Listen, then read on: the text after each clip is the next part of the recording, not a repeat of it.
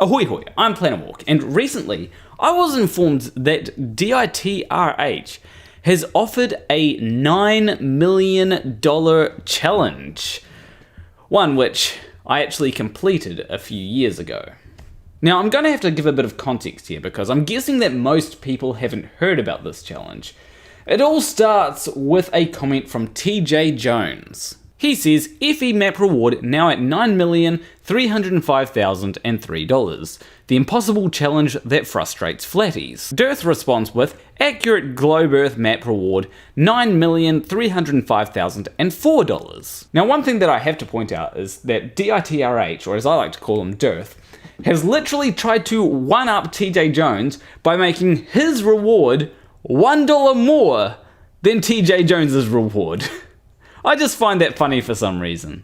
Now DITRH didn't offer any clarifications on what has to be done, so people could just hold up a globe and say, hey look, this is an accurate globe earth map, give me $9 million, DITRH. But I get the feeling that he's not going to accept that. I, on the other hand, like to be a little more sophisticated than using a random company's hard work and passing it off as my own. Instead, I like to use a random company and MC Toon's hard work and pass it off as my own. Just to clarify, I did put in a lot of hard work. I destroyed my kneecaps because of this. Well, not literally. I still have knees. I don't have the cybernetic ones that Simon Dan has. Yet. Now the question that some people are probably wondering right now is, how did I manage to complete DITRH's challenge over 2 years ago despite only finding out about it a couple of days ago? Did I travel back in time? Am I a Time Lord? Well, NASA doesn't let me use the time machine because apparently there's some risk of me going back a year to kill Heath. I don't know what that's about. So no. Now the way that I've managed to complete this challenge has actually been in my videos for a very long time. It's right here. Not that. It's right here. Now, for anyone that doesn't know, these here are operational navigational charts, and they used to be used for flying before they used electronic methods. And so these have to be accurate, because if they're not accurate, then, well, you're going to get planes going in wonky directions, aren't you? Now, I'm not the only person to realize that these have to be accurate.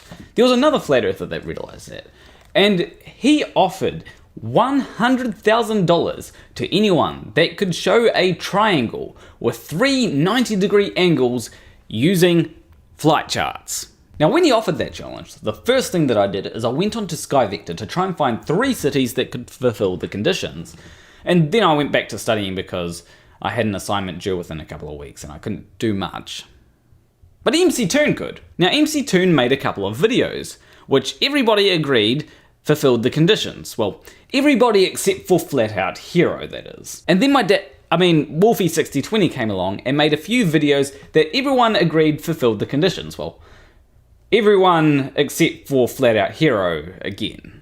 Now with Flat Out Hero completely ignoring the fact that his challenge had been met, I set out to provide supporting evidence for MC Toon by stitching a whole lot of these together to show that if you stick a whole lot of these together, it forms a globe. Now I did run into a fair share of issues because paper, when you stick it together, doesn't like to form shapes that well when it has a large surface area. It tends to just crumple.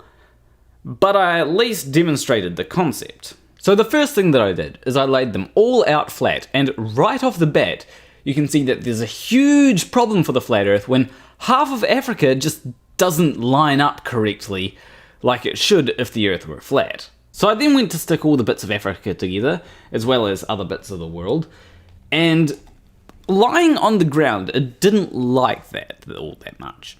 But when I curved it, everything started looking so much smoother. All of this would only be possible if the earth is a globe.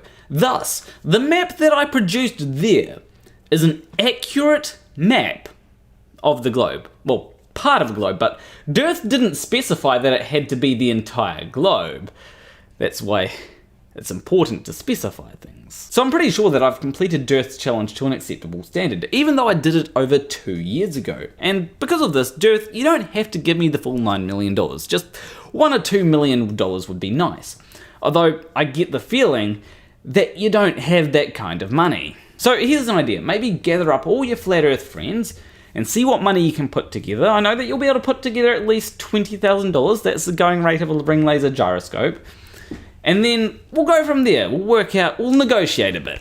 How does that sound? Unless, of course, you don't think that I've completed the challenge. Maybe you want to specify a bit more about the challenge.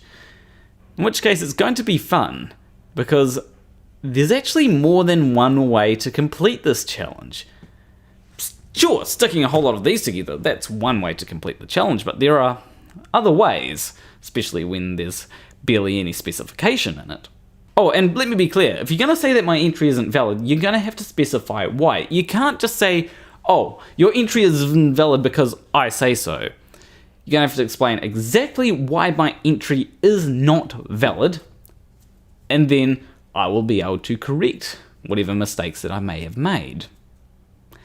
Which could be fun. On an extra clarification, if there's something else that I have to do to complete this challenge, then maybe I'd like the full $9 million.